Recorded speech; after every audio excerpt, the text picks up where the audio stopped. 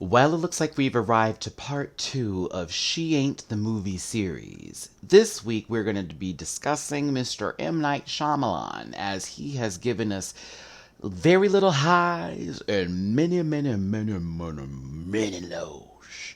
I'm talking about one of the most inconsistent directors ever. Well, consistency in Let's go ahead and get to it, babies. Cue my theme.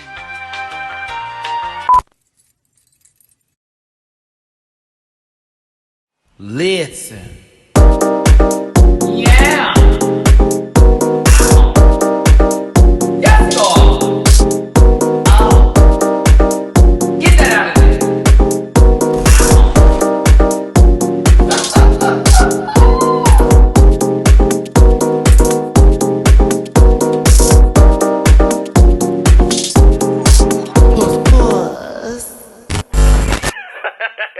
Hey everybody, it's your boy Matty Rants. Thank you so much for tuning in. Do me a favor, hit that like button, hit that share button, hit that subscribe button. Join the Rant Pack family. I feel like I said that all wrong. Also, follow me on my social media pages. That's at Matty Rants on both Instagram and Facebook, at the Matty Rants on Twitter. And if you want to donate to the channel, please and thank you. That's Cash App $, Matty Rants, Venmo, Matty-Rants, and PayPal.me/Matty Rants. Because it is early in the morning here, and if you were expecting this on Wednesday, it is now today Thursday when we're getting this video. I need to take a 24-hour break. I say I'm going to take a break every time I get off one of these videos, and I do not. I do not. I go right into researching again. I go looking into more videos I can make. I go back to job hunting, back to everything else. So please give me I need a day. This will be out Thursday. Oh, but we need to get into Mr. M. Night Shyamalan, because I know a lot of y'all are very much aware of his movies, or you've at least seen one of them.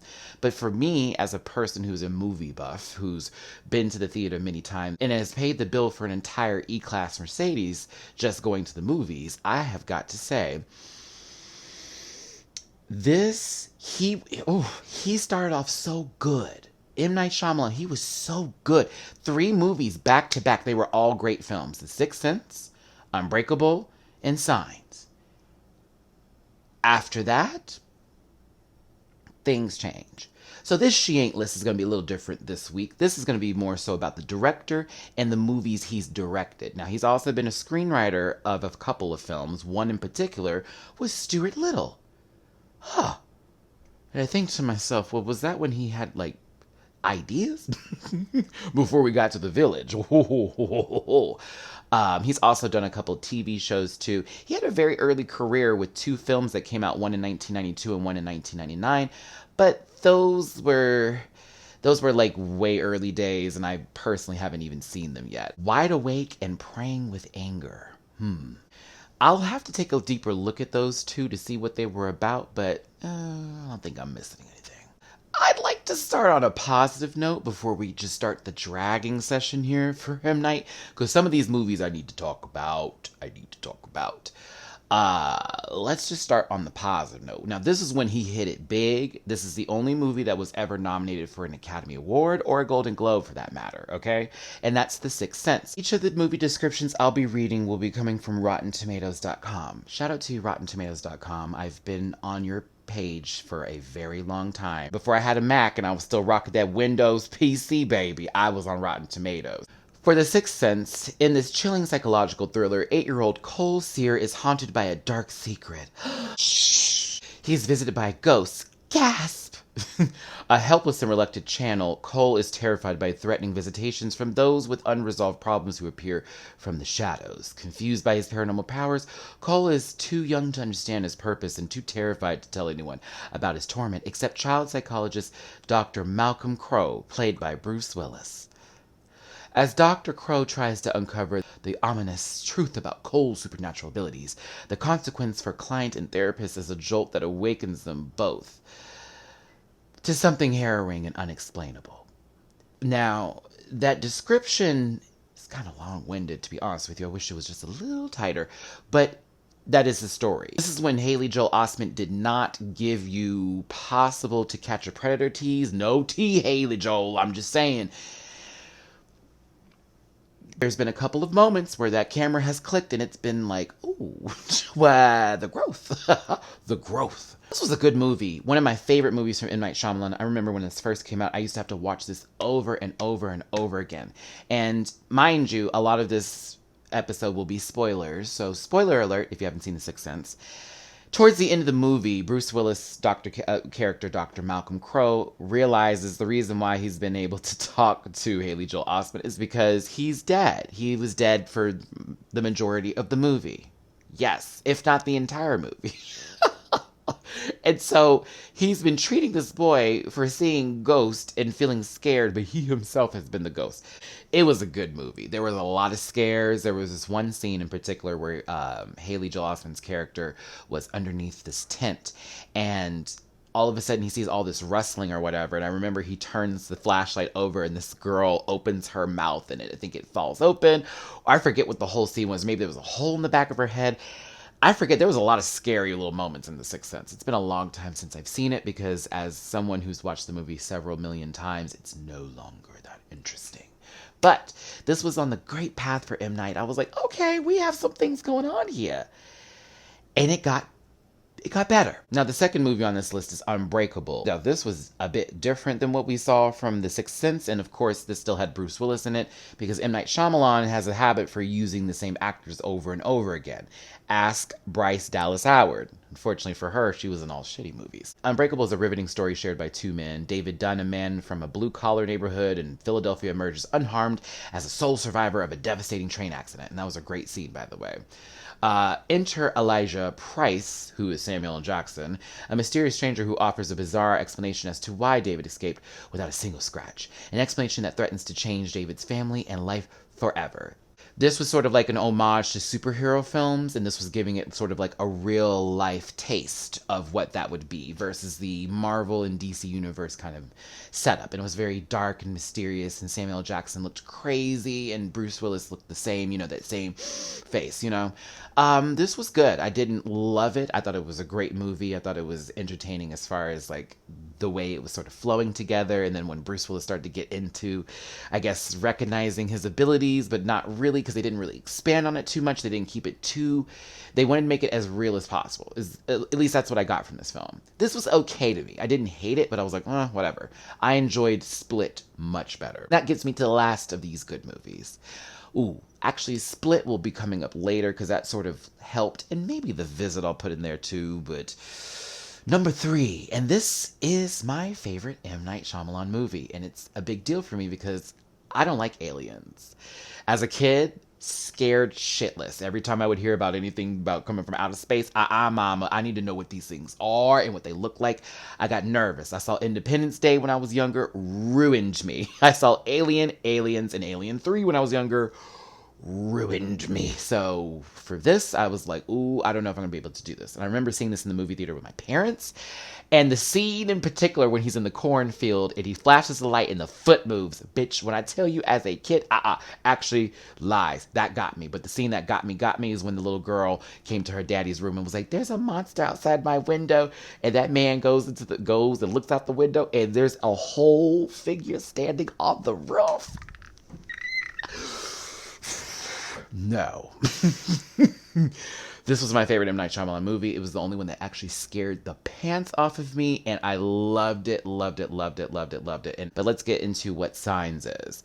Following the smash hit of The Sixth Sense and the underperforming follow-up from Unbreakable. Rotten Tomatoes, you shady. It was like such a good movie, and then this one didn't do so well. Directing Phenom, M. Night Shyamalan returns to the summer box office landscape that served as the backdrop for his cinematic breakthrough. And Signs, another paranormal outing for the writer-director. Oh, this is ridiculous. Can we, actually talk about the story here? Shyamalan explores the eerie implications of a 500-foot crop circle that mysteriously appears on the Bucks County, Pennsylvania farm of Reverend Graham Hess, played by Mel Gibson. As Hess and his family, Joaquin Phoenix, Rory Culkin, who is Macaulay Culkin's little brother, and Abigail Breslin, who, oh my God, when she grew up, I totally forgot she was in this movie. And that was Abigail Breslin. But she grew up into a decent actress. Decent. tried to take stock of what the sign means and how its message incorporates into their faith. They start to get the feeling they are not alone in the fields behind their house. This was a good one. If you haven't seen it, please go watch it. I didn't care for the ending, though, because there's this one part. Well, actually, lies. There is this really, really heavy scene towards the end of the movie, sort of where Mel Gibson's coming to his realization, or sort of like where he had found or lost his faith and found it again, because he was a pastor in this movie, and then he lost the faith by some sort of serious tragic accident happening to his wife. But then baby, listen, the way M. Night Shyamalan paced this, it was so good, because they kept giving you they kept giving you clips, little small parts of them getting to this accident. It was like, we're going to show you this part, stop, back to the movie. We're going to show you a little bit more, stop, back to the movie. I love it when they do this in films and it makes a lot of sense, or the flow is perfect. Because once you get to the last part of that clip, mama, such a good movie. Highly recommended to anybody who hasn't seen it yet. If you're a fan of alien films in particular, it is rated PG-13. So if you're also one of those folks that doesn't like to see gory stuff, but wants to be scared a little bit, Signs would be the one.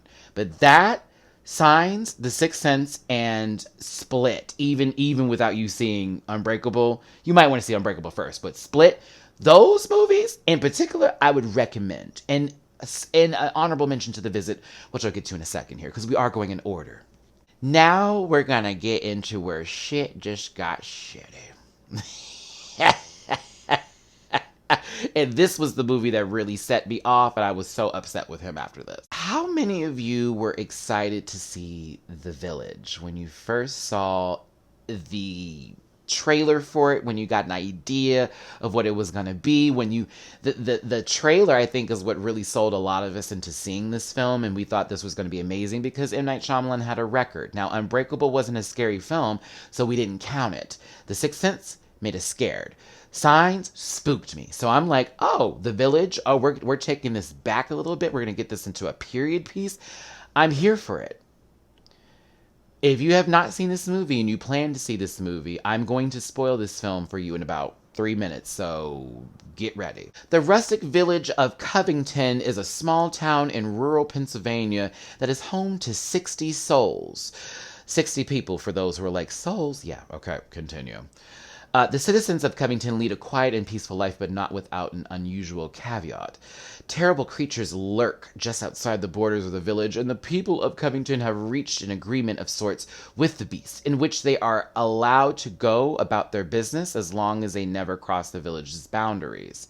However, this precarious balance is upset when a headstrong young man, Lucius Hunt, who's played by Joaquin Phoenix, coming from the see how he do, coming from Signs, decides to find out what lies outside Covington, and unwittingly invites the wrath of the creatures upon the town. The village also stars Sigourney Weaver, William Hurt, Adrian Brody, Judy Greer, and Bryce Dallas Howard. Seriously. That was a cast. Here's T2. Kirsten Dunst and Ashton Kutcher were supposed to be in this movie, but they dropped out, and for good reason. Okay, there's a scene in this movie where somebody ends up getting hurt by I believe someone who was special. Someone ends up getting hurt in the movie, and they need to go and get help for this person so they don't die. And of course, they're supposed to be in the middle of nowhere with no one around them, and it's just 60-something people in this very, very, very, very, very, very small town. So who do they send out into the woods in order to go get help? Send Bryce Dallas Howard out there, who was blind, because she won't be able to see what's in front of her to report back what's happening. Do you see how this is going? Send this blind baby out into the forest to then face said monsters, who, when you get to the monsters, which it almost got scary, you realize those are not monsters. They're villagers that are dressed up as monsters to keep people scared. Not where we are not done. At one point, while she's walking through the woods, somehow surviving, making it through, she got to a point where I was like, girl, what is about to happen to her now that we know that the monsters aren't real? She gets to a wall, a giant wall, and it was like, what is going on here? Crawls up the wall, y'all. We're thinking it's about to be just a whole nother section of something like, it's just another vast entity of no land. No, there's a freeway there's a road. And guess who's sitting here in the Rangers Park unit? It's M. Night Shyamalan making another appearance in a movie again, because, you know, he killed Mel Gibson's wife in Signs, bitch, okay, and was so guilty about it. Girl, had to find him in a house later to save his ass, Mel, didn't you? And this one, M. Night Shyamalan is a park ranger child who finds this blind girl rolling up onto him. Help, my people need help. Gives her a couple things to take back, and she crawls over the fence, mama, and that is it. Gets back into the town, doesn't know anything because she didn't see anything, and they continue on with their lives. I wanted my money back. I wanted my money back. I promise y'all, I was in a line of people who all finished the movie, who all sat there at the AMC Theater in Willowbrook 24 and Houston, Texas, baby. We all sat there and asked for our money back. And they were like, well, you finished the movie. They said, we finished it, but it was terrible. And we were trying to figure out if it was going to be terrible, because this movie, The Village, I'm not lying to you, it will play with your emotions thinking it's going to get better and better and better. It starts off, the atmosphere alone is everything. But if you think this movie is going to be good, it is not. It is terrible. Please do not waste your time, money, or energy watching it. If you liked it, I don't know where your taste level is. But it was honestly one of the worst movies I've ever seen, and I put it up there in my list. I was pissed. The twists were terrible and the plot was stupid. It got worse. And this is what was going on with the M. Night Shyamalan movies. It got worse, girl. Now, this one I wasn't as mad at, but I can't watch it again. I've tried watching it again, and it doesn't... It doesn't get better. Once again, Bryce Dallas Howard has made her way into another M. Night Shyamalan movie. You see how he does this with the twos and sometimes the threes with people. But The Lady in the Water is more so a fairy tale than I would say a scary movie. It was trying to make you scared of certain things, but again, that was us not knowing if it was real or not real, because they never really explained it. A modest building manager named Cleveland Heap, who is Paul Giamatti, because this is when he was really popular at the time and everybody wanted to put him in every kind of movie, but now we don't see him as much anymore because maybe he doesn't take the scheduling, but maybe we got tired of him, I don't know. Rescues a mysterious young woman from danger and discovers she is actually a narf, a character from a bedtime story who is trying to make the treacherous journey from our world back to hers. Cleveland and his fellow tenants start to realize that they are also characters in this bedtime story. Dead ass. As Cleveland falls deeper and deeper in love with the woman, he works together with the tenants to protect his new fragile friend from the deadly creatures that reside in this fable and are determined to prevent her from returning home. Okay, so really quickly on this, because this was a disaster at the box office. Honestly, I didn't hate this movie. It was actually decent, but it was terribly done. Like, some of the acting was crap, and some of the pacing in this was crap. Like, there was a lot of silent moments, a lot of moments where you just would hear the rain, and then all of a sudden, like, some random, like, incomplete sentence would be said by Bryce Dallas Howard, then Paul Giamatti's, what? Like, it drove me a little bit. But as it progressed, as you learned that they were all story characters and all that was happening, that was cool. But I hated the ending. That's all I got for Lady in the Water. I'm just going to be real with you. That one was trash. It could have been really good. I think he put way too much into it, and then it made it just overly the most. Now, this next one, we were all fooled. And this is because it was given an R-rated, it was rated R. And this was the first R-rated movie from M. Night Shyamalan. I thought this would have been PG-13 because it wasn't that. The happening is a lightning-paced, heart-pounding. Is this in the back of the DVD? What is this? Paced, heart-pounding paranoid thriller about a family on the... about a family on the run from an inexplicable and unstoppable event that threatens not only humankind, but the most basic human instinct of them all, survival. That is not what the movie is about. The movie is about Mark Wahlberg trying to act and not acting. Zooey Deschanel trying to act and not acting. John Leguizamo not acting. being an asshole of a teacher, his daughter being annoying. Oh girl, let's just get into it. Mark Wahlberg and Zoe was going through something. Zoe was cheating on Mark, bitch. That was supposed to be the whole ooh in between scenes type of stuff, and she didn't know if she wanted to be with him or not, because low-key she was supposed to be leaving his ass that day before that entire situation took place. Like, she was not even supposed to be with that man, okay? Then they meet up with their friends. They're all trying to escape, and they're like, the wind starts blowing and people start to kill themselves. So they're like, what the hell? They go into different places. I don't know what's happening. They're like, it's in the air, something's in the oxygen, and just started making people kill themselves. We end up finding out that it's the plants, that it's the actual plants on Earth that have all come together and decided to create a toxin that causes people to commit suicide, y'all, until they had their cleansing and then it was done. That was the movie. There is one scene in particular, Mark Wahlberg and Zooey Deschanel and the little girl, like they're in separate rooms, but there's something that's happening that's causing like this big wind, like it's almost like the last wave to hit. It's the last wave, everybody! And it was, oh, God, one of the dumbest movies I've ever seen. I thought The Happening was the worst. It's not. The Last Airbender is.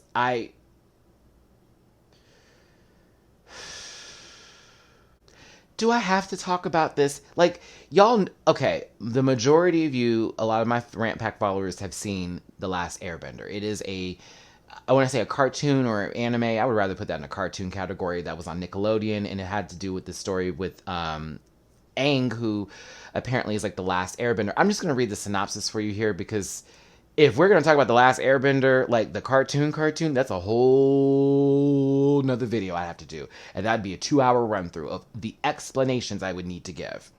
It is the tale of a 12-year-old boy who provides the last hope for restoring harmony to a land consumed by chaos and a world balanced on the 4 nations of water, earth, fire, and air. People known as the waterbenders, earthbenders, firebenders, and airbenders have mastered their native elements. Though the masters can each manipulate their native elements, the only one with the power to manipulate all 4 elements is a young boy known as the Avatar. When the Avatar subsequently appears to die while still mastering his powers, the Fire Nation launches a global war with the ultimate goal of global domination. 100 years later, 2 teens discover that the Avatar and his flying bison have in fact been locked in suspended animation. Upon being freed from his prison, the Avatar embarks on an arduous quest to restore harmony among the 4 war-ravaged nations. This was the worst depiction, in my opinion, or one of the worst, of a cartoon or a show as a child that one grew up to love. The graphics did not do it justice. It was extremely lazy. The script was poor. Everything about it was terrible. Casting was everything about it was terrible. There was no redeeming qualities of or for this film. I hated every single minute of it. I had to force myself to watch this. I made fun of it the entire time through. I watched it a second time just to make sure I wasn't losing my mind. And sure enough, this was pure shit. So if I'm going to give an ain't shit moment or a she ain't moment to M. Night Shyamalan, you are not shit for making The Last Airbender. Don't you ever pick up another show that we love, that a lot of people really enjoy, and just bastardize it. Like, 5% on Rotten Tomatoes from the critics alone. 30% from fans. And I know people were being nice with giving you 2s. It was bad, everybody. It was bad. It was bad. One of the worst movies ever. One of the worst ever. Now, this one in particular, M. Night Shyamalan did not direct this movie, but this is an honorable mention, and that's Devil. This was the story of those people who got caught in that elevator child, and things started to happen, and they were confused, and they were trying to figure out who was the person on the elevator that was killing everybody or whatnot. This was crazy. It was decent. It was not good. It was decent. If you were to see this on TV, I wouldn't turn away completely. I'd take my time with this one. I might watch it. I think it deserved an R-rated, rating. I think we deserved a little bit more gore, a little bit more scariness in this film. There was a couple of moments that were kind of freaky, but it was okay. It was okay. And honestly, the name alone wasn't a selling point to me. Oh, but then he gets back into the director's chair and we get bullshit again. After Earth. Oh, and you have the nerve to cast Will I wouldn't do you like Jada did Smith, okay? I wouldn't do you well like that. I'm sorry. And then Jaden, who, you know, has grown up because he was younger in this film and is now coming to his full fluidity.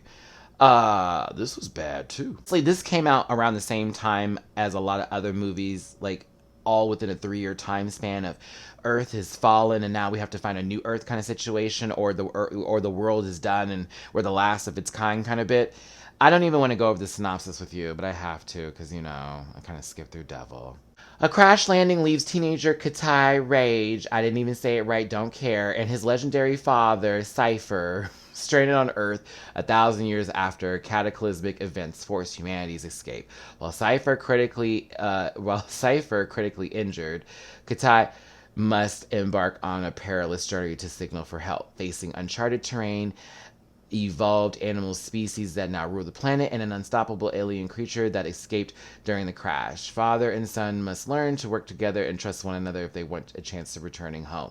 This was a bad movie. This was I know the budget was up there too. This was a bad movie. And Will Smith, Jaden Smith, Zoe Kravitz, Sophie Okonedo, everybody who was a part of that movie deserved better.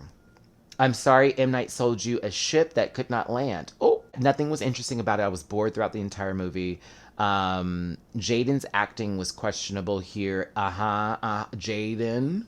It was. This I don't have time for that one. I really don't. I honestly watched it and never saw it again. Never wanted to see it again. Okay, we're on to the last 3 movies here. Thank you so much for sticking in. Now, The Visit, I was here for. I was here for The Visit. Okay, now this M. Night came back a little bit with this one. It wasn't the best, but it was a lot better than what we just witnessed and all the stuff that we had before.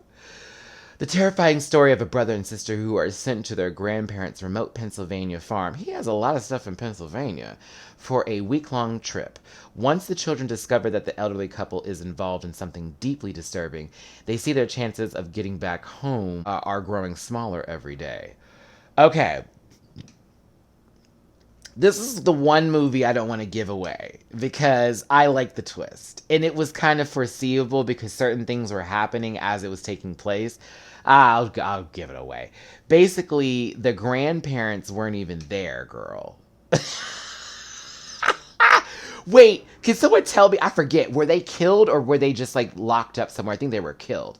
But these 2 elderly people escaped from a mental hospital, and they were posing as the grandparents.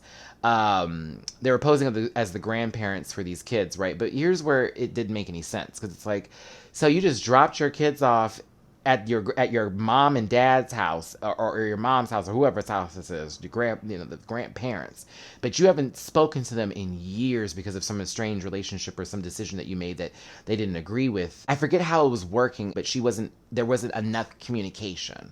So when she got the kids there, she didn't even check to see what they looked like, the mom looked like and the dad, to see if that was her actual parents. So little things started to happen here and there where I guess the kids were sort of like, something's not right, something doesn't add up, this doesn't make any sense. And they were asking their mom questions, and then she was starting to do her own digging, if I'm correct. I feel like I may be a little off in this, but I think I'm right. I like this movie. But the grandparents started to, they started to change a little bit. Things were happening, and the kids couldn't explain it. And there's this one scene in particular where this boy is he cannot do any germs. He's super, oh God, no, to any of that. This man takes a full diaper of poo and smudges his face with it. I will never forget that scene in the movie. I will never forget that scene. He hit his face hard, too. It wasn't like a little smudge. He went, oh, disgusting. Oh, disgusting. Yeah. That one was a good one. It was decent. I was entertained. But one in particular that was even better than that one, and they could have left it here, but then when you realize it was a sequel to Unbreakable, I was like, okay, was Split. And I want to give a special shout out to James McAvoy. Your acting, you did, I can't even get the words out. Every character you did justice. Every character. I'm still mad that this the doctor, Miss Dr. Karen, the psychiatrist, or Miss Dr. Karen Fletcher. I'm a little pissed that she met the fate she did, because she was trying. She finally got it, y'all. After all that time in the movie, and you're like, oh, like, come on, girl, like, listen to the personalities. But anyhow, while the mental divisions of those with dissociative identity disorder have long fascinated and eluded science, it is believed that some can also manifest unique physical attributes for each personality, a cognitive and psychological prism within a single being. Though Kevin has evidenced 23 personalities to his trusted psychiatrist, Dr. Fletcher, there remains one still submerged who is set to materialize and dominate all the others. Compelled to abduct 3 teenage girls led by the willful, observant Casey, Kevin reaches a war for survival among all of those contained within him, as well as everyone around him as the walls between his compartments shatter apart. This was good. If you need this, okay, what are the M. Night Shyamalans? Sixth Sense, Signs, Split. The Visit is honorable mention. But these 3 in particular, The Visit, Split was right. James McAvoy sold it. He was so good. He acted so well. He did every part so good. Every time he switched his personalities, it felt different. The little boy version of him was like adorable, but it was also like you felt bad for him. And then I forget the one where he was like the madam, and he was very prim and proper, and he had his turtleneck and had his little pearls around his neck. Child, great movie. The last one on this, and the most recent movie he came out with, was Glass, and this was the sequel to Split and Unbreakable. I did not like this movie. I was very bored. I'm going to read the synopsis for you, and that's just going to be that, because it wasn't good. It felt like they were doing too much, and it just kind of all ran together. From Unbreakable, Bruce Willis returns as David Dunn, as does Samuel Jackson as Elijah Price, known also by the pseudonym Mr. Glass. Joining from Split are James McAvoy, reprising his role as Kevin Wendell Crumb, and the multiple identities who reside within, and Anna Taylor-Joy as Casey Cook, the only captive Crumb superhuman figure of the Beast in the series of escalating encounters. Oh, Jesus Christ. The only one to survive the encounter with the Beast. Following the conclusion of Split, Glass finds Dunn pursuing Crumb's superhuman figure of the Beast in a series of escalating encounters, while the shadowy presence of Price emerges as an orchestrator who holds secrets critical to both men. I did not like this movie. I thought it was very boring. It was trying so hard to be interesting. I promise you. I don't have any more to give on that. I honestly I'd rather you watch it. Get Unbreakable, watch Split, and then watch Glass, and you'll know what I'm talking about. Unbreakable, Split, ooh, Glass, and it went just like that. So now M. Night Shyamalan, I feel, went right back to his roots of providing mediocrity in filming again, and that's just where we are with the situation. Wrap up this episode of She Aint, because I can clearly hear them once again. They're doing a lot of construction over here, and I'm just like, child, whatever. M. Night Shyamalan, you had some very good films, and you got me in a space to where I almost was defending shitty films from you. That's how powerful you were as a director at one point for me, as a fan. But as time progressed and my taste level increased, I realized that these twists were just ploys to get us to go see these movies, where the trailer would set us up for failure. You got it right a couple of times, but you've had more shit than gold, and that's the truth. M. Night Shyamalan, what do we say for She Aint for you? She ain't shit, she ain't good shit, she ain't that great of a director. Get back to the good stuff, friend. I don't know what's going on here, but a twist does not make a movie immediately great, okay? Alright.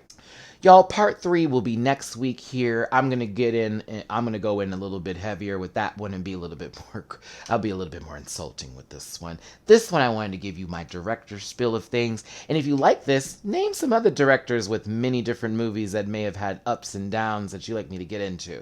Because you know I'm a movie buff and I've seen a lot, but I can certainly see some more. Once again, thanks for tuning in. Hugs and kisses, my best love and wishes to you. It's your boy, Matty Rants. I will talk to y'all later this week. for All Stars 5 finale, Canada's Drag Race, and of course, another one of these, She Ain't, and a Fortunate Rants podcast with my girl Mimi Cherry. Talk to y'all later.